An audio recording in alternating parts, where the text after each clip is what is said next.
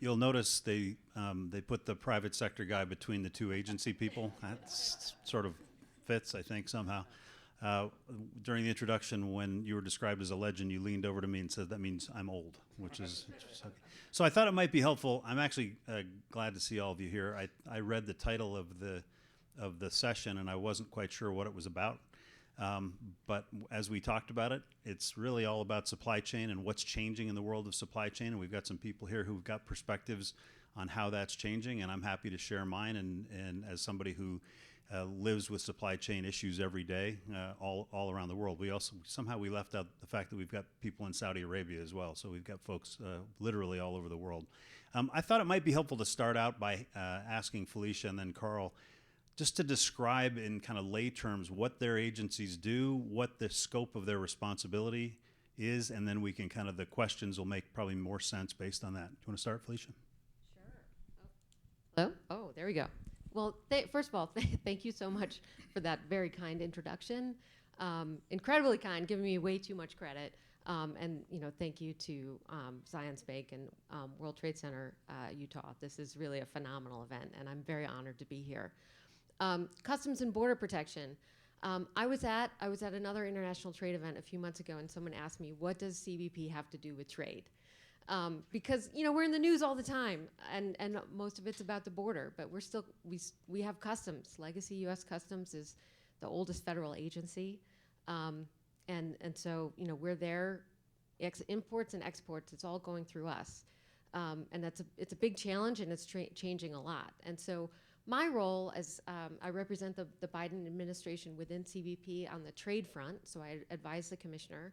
But then in my office, the Office of Trade Relations, our goal is to really understand, the challenges that the private sector is dealing with vis-a-vis customs and trade, and to help bring those perspectives back into CBP.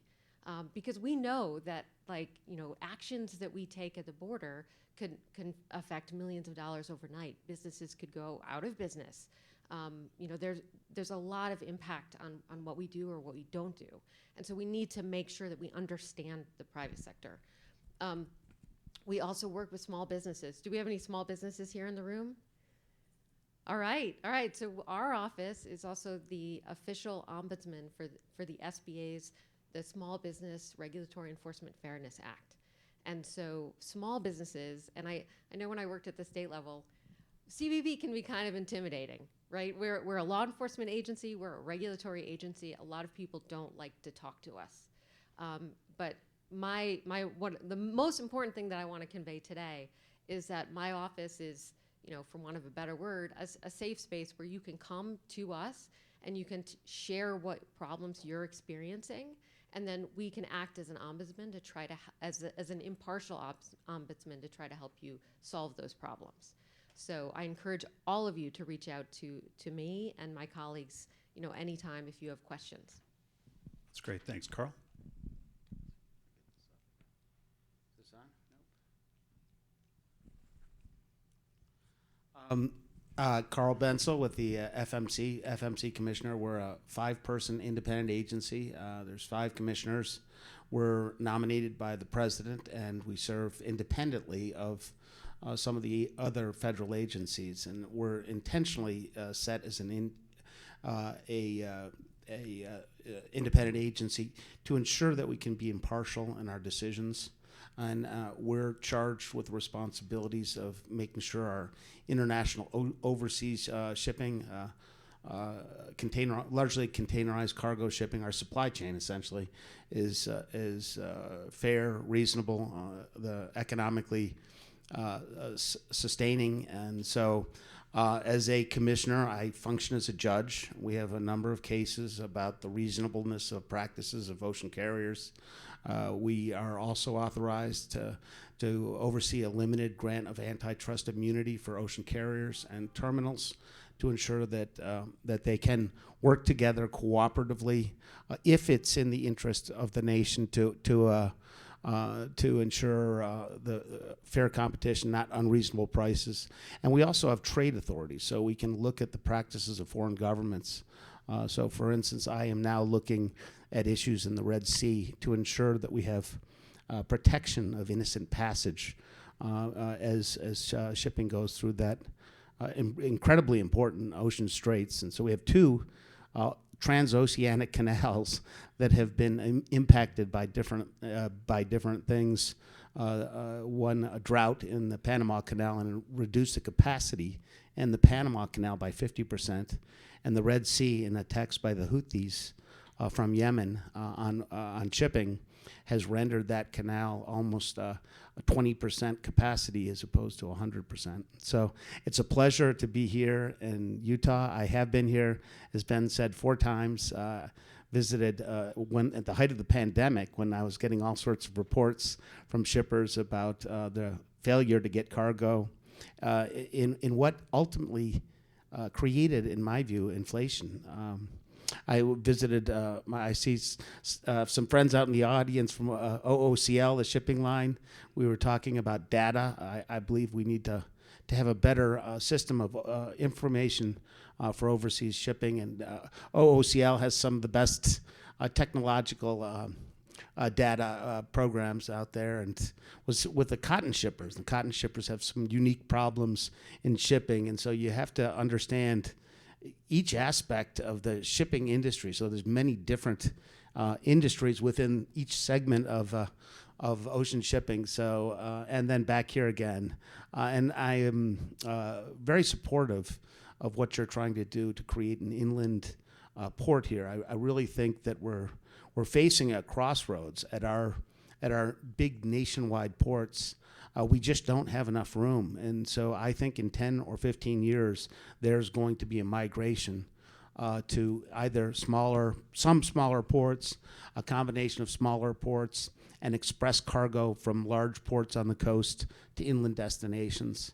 And it won't happen right away. The large ports still carry a huge majority of what we need, but ultimately they just are not in a position to continue to be able to do that. So it's a pleasure to be here, and with that, I'm going to let you do what you do. Well, I think you've actually answered all the questions. No, I'm just kidding. Thank you for doing that. So for the better part of 80 years, our company has been in the supply chain business, and for the better part of that time, nobody has known what that meant until COVID.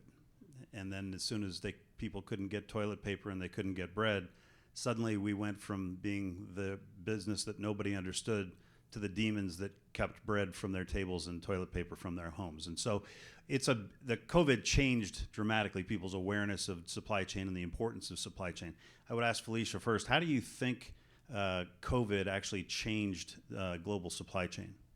Yeah, well, I think the awareness point is really important. And now that it's in the awareness, I think there are a number of things that have continued to keep that spotlight on. I mean, obviously Baltimore, I live very close to the Port of Baltimore, so that was a total shock. But I think thanks to this awareness of supply chains, we were ready to react quickly. This was something that was a priority for the Biden administration from the first day, and that has led to the creation of things like the Supply Chain Resilience Center at DHS. And so our colleagues were immediately working to understand what the impacts are, and working together with the local state government and Baltimore to make sure that we are addressing that in a thoughtful way. But that's led to a focus on transparency, on supply chain transparency. And there have been other things since COVID that have also continued that focus, one of which is the Uyghur Forced Labor Prevention Act, and the need for companies to really understand deeply their own supply chains so that they can react to emergencies, but so that they can also be aware and ensure that there aren't things like forced labor in their supply chains. And that is a very substantial change. And we have seen shifts in response to that. And we started out hearing companies say, like, we can't do this level of transparency. We can't trace below the first or second tier.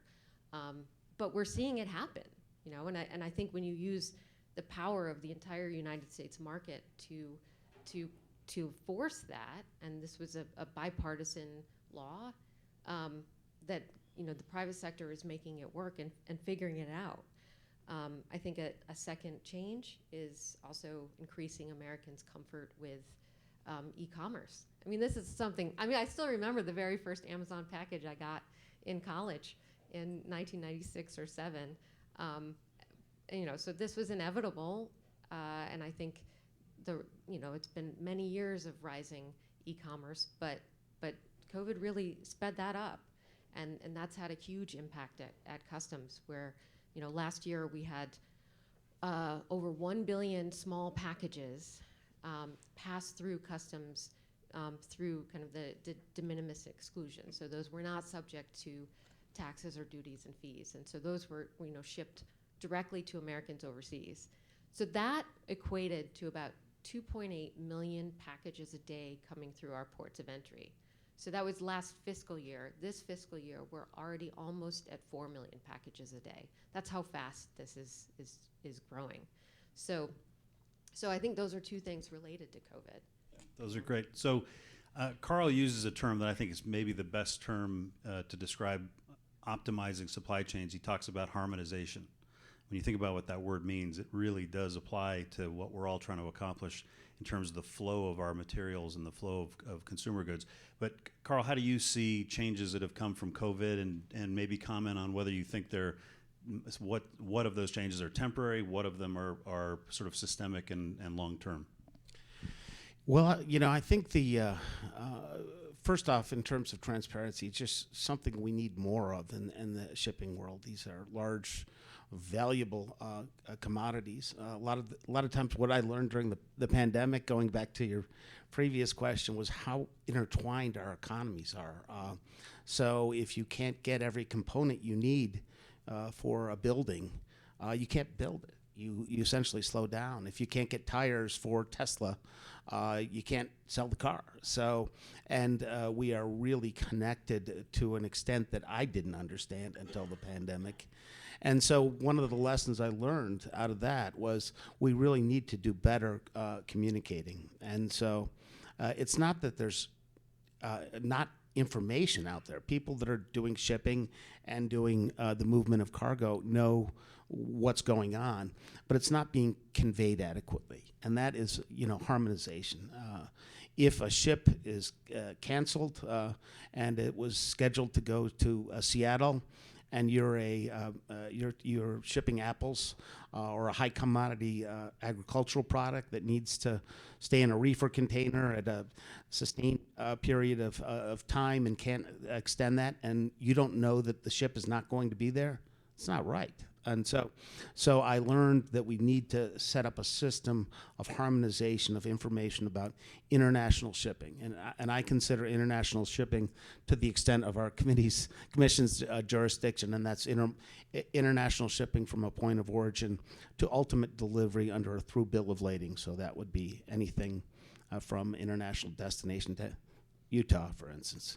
So I'm working on a project to create recommendations that I hope will become national standards, probably international standards, because once we do this, I think there will be a lot of other nations that will follow suit to create standards for real-time schedule information on shipping, in-transit visibility, and harmonize the system of delivery within the terminals. And by that I mean not look into cargo, but look at the status of cargo and the status of access into and out of terminals, and make that available publicly. Thank you. That's really good.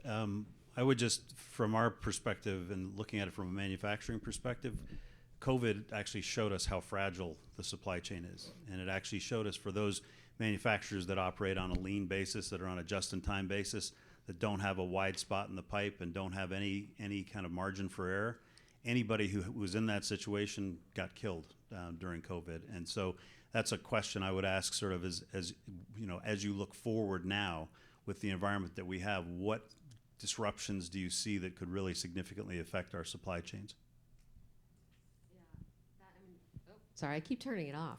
I think that's a great question. And, obviously there's physical disruptions, and, Baltimore was the latest evidence of that, and global conflict, and, climate change and weather patterns. But, we're also, in terms of threats, and I'm not sure this is much of not necessarily interrupting supply chains, but it is something that Customs obviously has to spend a lot of resources on, and that's illicit goods smuggling. I mean, that's something Customs is familiar with, right? I mean, Customs is the oldest federal agency, and smuggling has existed since well before the United States was a country. So we're accustomed to that, but we're seeing fentanyl. We're seeing, continuing for many years to see counterfeits. We all know what a threat fentanyl is in all of our communities. And of course, counterfeits those are a threat to our our national economic security, but it's also a threat to our health and safety as you see goods that don't meet U.S. standards, toys with lead paint, batteries that explode, clothing with chemicals on them. We're seeing goods made with forced labor. So that, smuggling, that is something that continues to use our resources. But then a sort of a third area that can affect supply chain is cybersecurity. CBP as a federal government agency is constantly under attack, right? And we put a lot of effort into hardening our defenses in the cyber front. But brokers, carriers, importers, there are a lot of cyber threats out there. And we've already seen, on a smaller scale, but not too small scale, what attacks on brokers and carriers could do. In fiscal year 23, we worked together with companies 12 times that were experiencing cyber disruptions. And just think about what happens at a port when all of this data to facilitate clearances is being transmitted to CBP, to our systems electronically, and then all that goes down. You may have hundreds, thousands of containers, and what can you do with them? We can't just bring them into the U.S. I mean, what could that mean? And so, we've been working together. We've had some tabletop exercises with brokers and carriers to put together guidance, downtime procedures, and other types of guidance, for the private sector on what to do in those circumstances. And of course, that's available on our website, and would love to share that with everybody and kind of raise awareness about that threat. Yeah, so reducing friction in the supply chain and increasing transparency also exposes risks, right? It also, the more data that gets transferred, the more accessible it is to people you may not want to access it. And so Exactly, yeah. we sort of struggle and navigate that line all the time. So, Carl? I like both of Felicia's comments, and I'm concerned about the Red Sea, the shipping through the Red Sea. We are experiencing a surge of freight rates. It's spiking, anticipated to go up further. The Houthi attacks on merchant shipping have resulted in about 80% of the and all of the container ships that were in service that would go from Europe to Asia from going through that canal.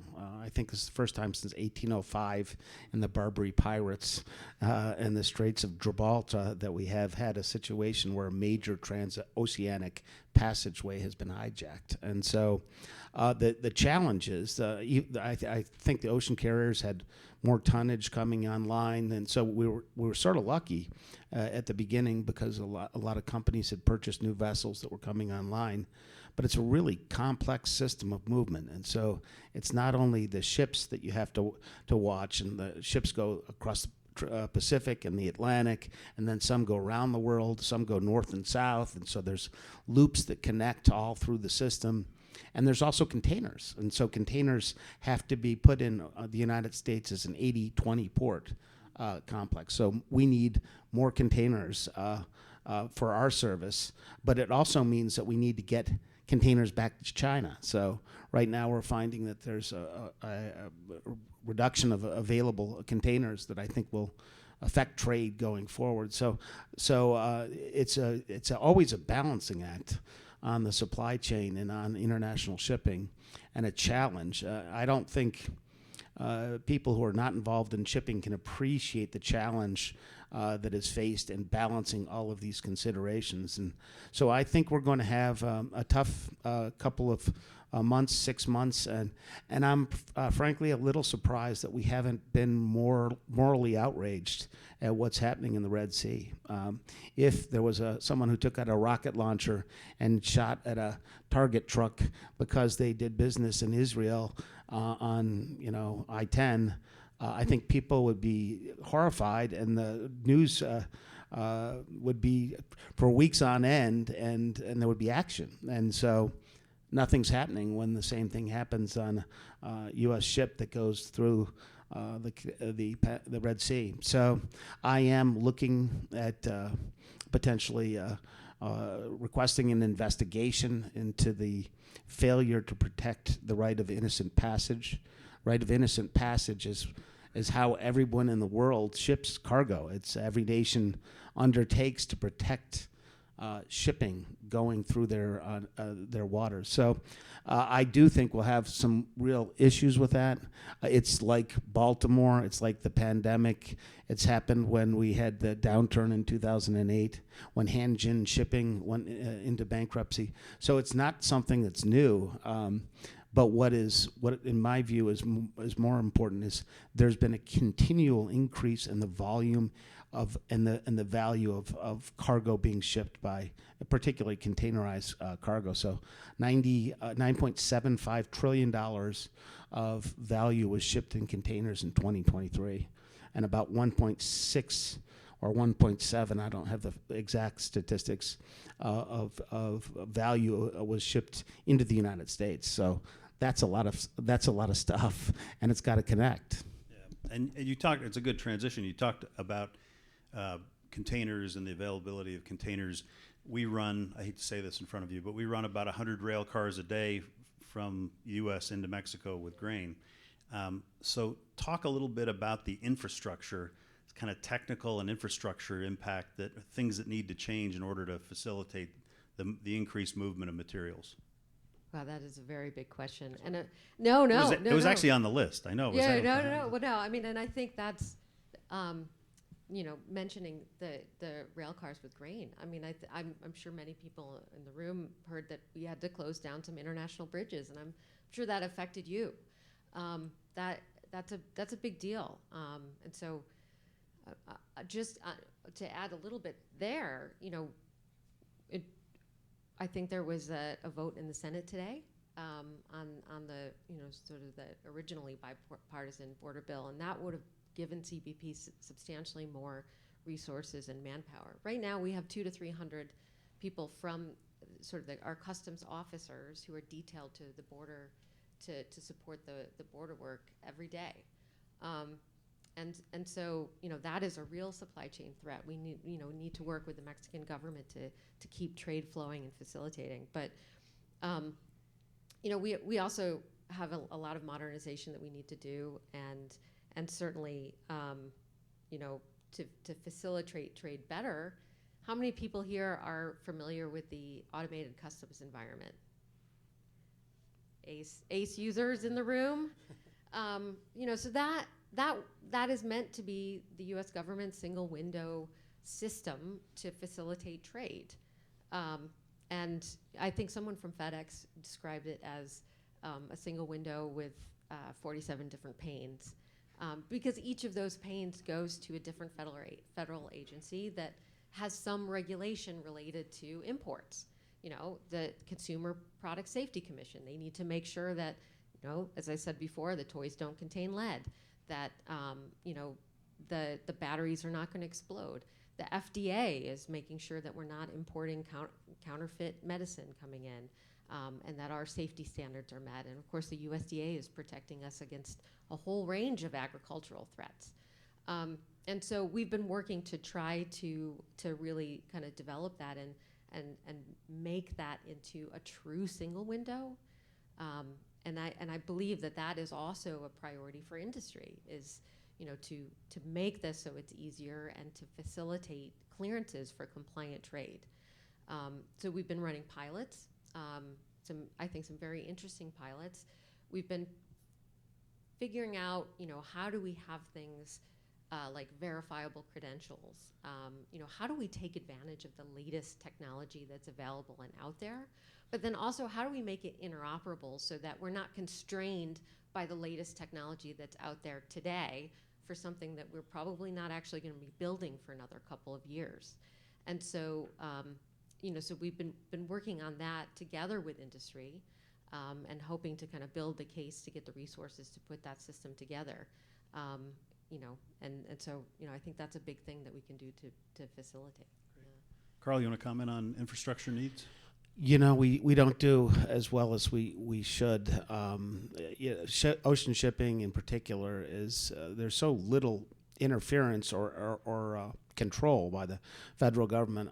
Actually, for a shipment coming in to the United States, there's two pieces of information that are required: the Customs manifest data and the Coast Guard's notification that a vessel is coming in 96 hours in advance.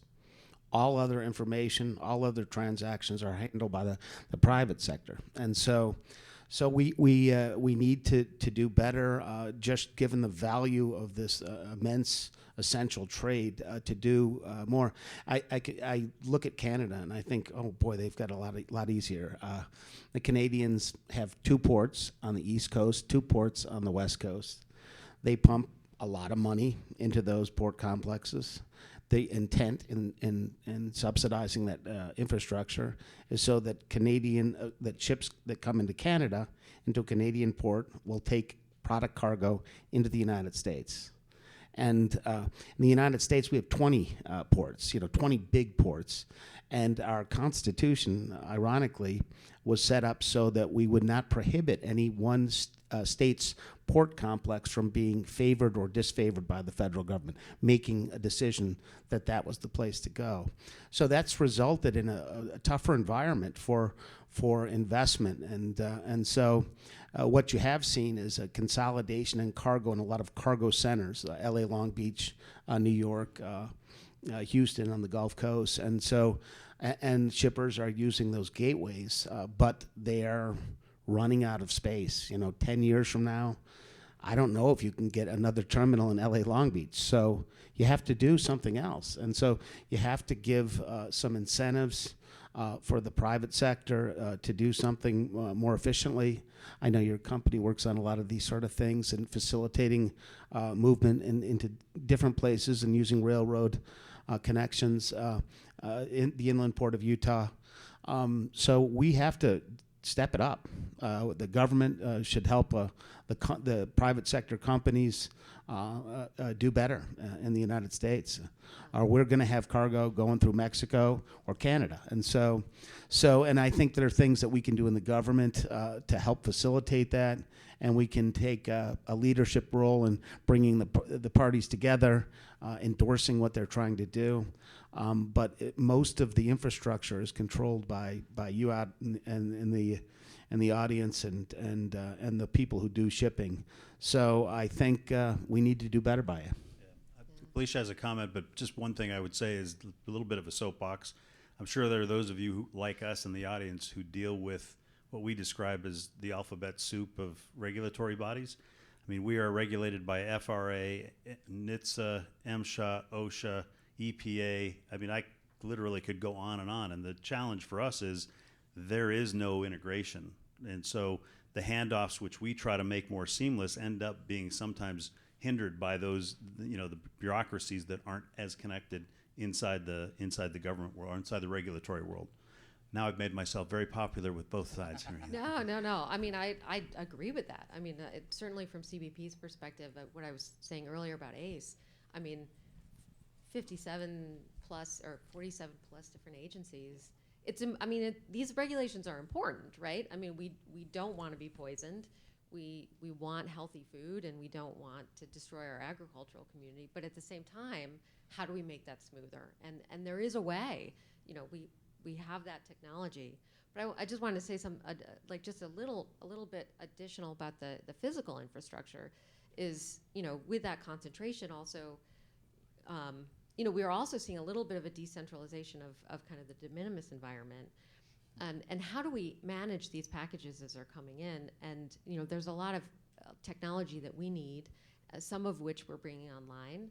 to help us scan, non-intrusive scanning technology. We have that in many places already, but a lot of that technology is big, and when you're bringing, shipments in through those, you need space, and so that is a real challenge, is to figure that out.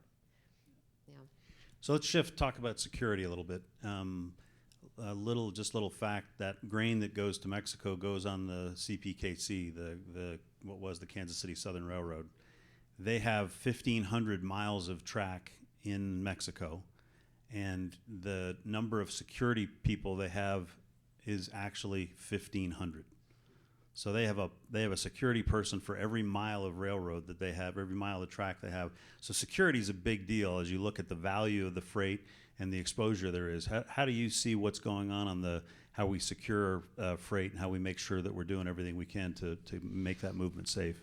This is a huge issue, and I worked when I was on Capitol Hill on what became the Maritime Transportation Security Act after 9/11, and we were looking at the system that Customs and other agencies were using.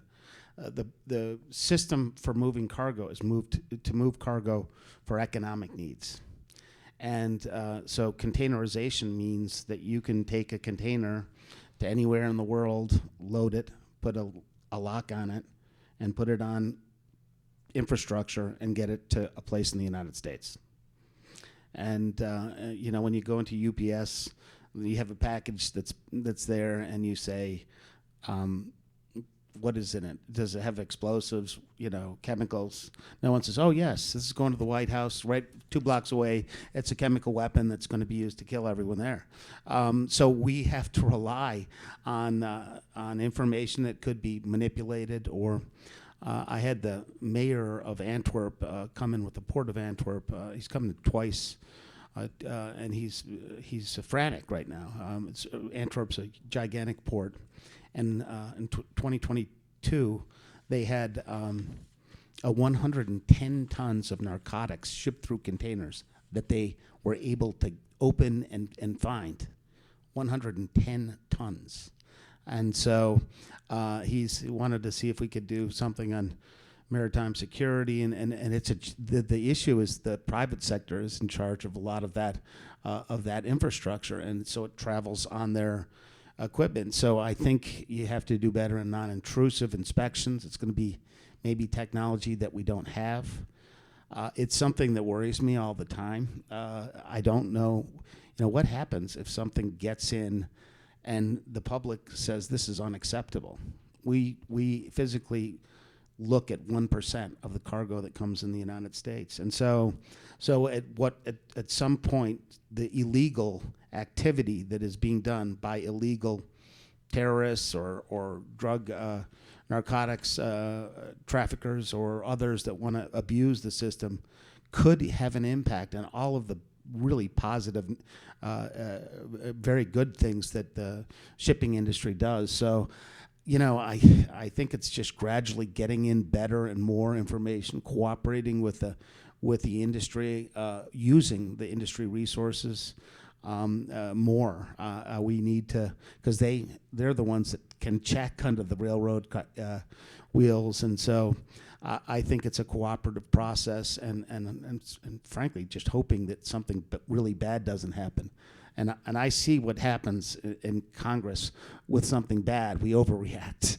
We stopped aviation, for a period of time after 9/11. We also stopped shipping. I got a call from Rudy Giuliani from New York, and he asked for help for me to talk to my senator about resumption of shipping. And he said, we're going to have to turn down the grid and on the island of Manhattan, half of it. We're going to have to turn off the lights, power. So I said, well, I'll talk to my senator, and he talked to the Coast Guard, and we had people come in with machine guns and get on the ships and take them into harbor, and we got but that's what's at stake if something does happen. Yeah. Comments on that one? Yeah, no, I mean, and private sector partnership is really important for that. And we do have the Customs Trade Partnership Against Terrorism, or CTPAT program. And so that is something that actually started in November of 2001. And Right now, we have about 12,000 industry partners across most parts of the supply chains that are working with CBP to protect their supply chain or their link within that supply chain, identify security gaps, implement security measures, and best practices. And so that is a program that really has evolved. I mean, I think there are many people who may disagree in the way that it's evolved, but certainly the terrorism portion of it has held strong, and we've added some additional things, like we need to make sure that cybersecurity is included in that, right? I mean, that is obviously a big one for us. Agricultural security, are people bringing in agriculture, spotted lanternflies on their pallets? That could have a devastating effect on our food supply. And then social compliance, to make sure you have kind of very basic programs in place against forced labor.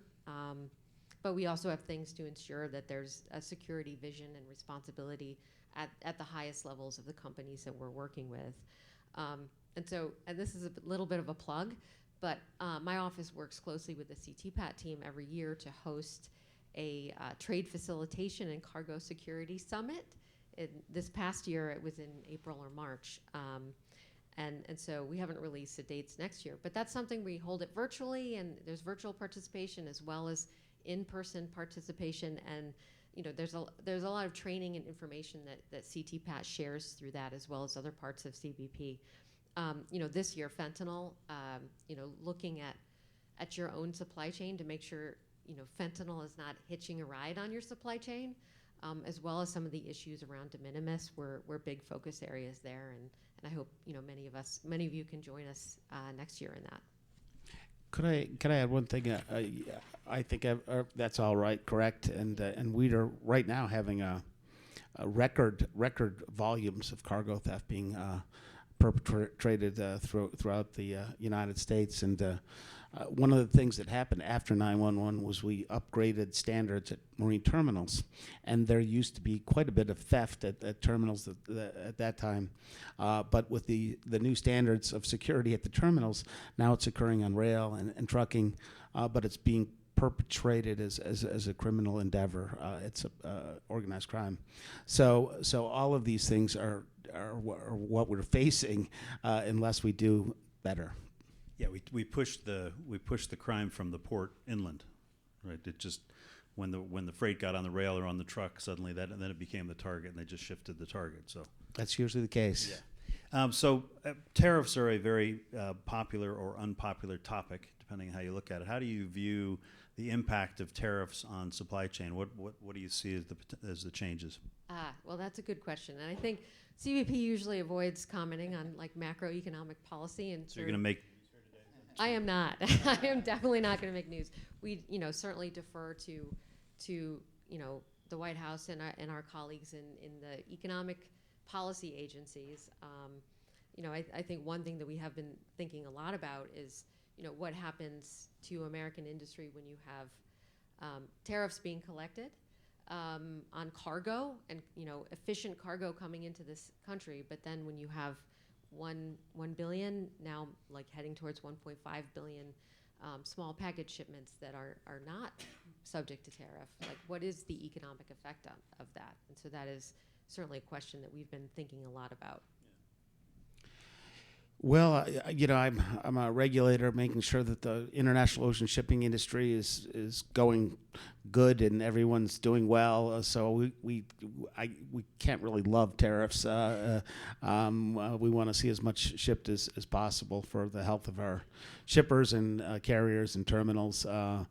I do understand that there is trade manipulation out there. There's been a lot of manipulation with the Chinese government on trade, and so they have a managed economy, and sometimes it manifests itself in the United States. So that's something we have to take account of. It really is a national security issue, and it can be an economic issue that displaces our industry. So I'm not a big supporter of mass use of tariffs, but I do think at times there are critical infrastructures and industries that need to ensure that they're not adversely impacted by government competition. Fair enough. So we've talked a lot about transparency in the supply chain, and to plug your word again, harmonization. If you look into the supply chain industry today and sort of say, what are the most significant things we could do to advance harmonization? What comes to mind? What are those things? Carl? So I really think we need we need real-time information about shipping. Right now, we're not getting real-time information about shipping that allows you to know when something is going to arrive. You can essentially see something, but you don't know when it's going to arrive, and you don't know what. And really, if you're on an airplane, you know when you're going to get to someplace.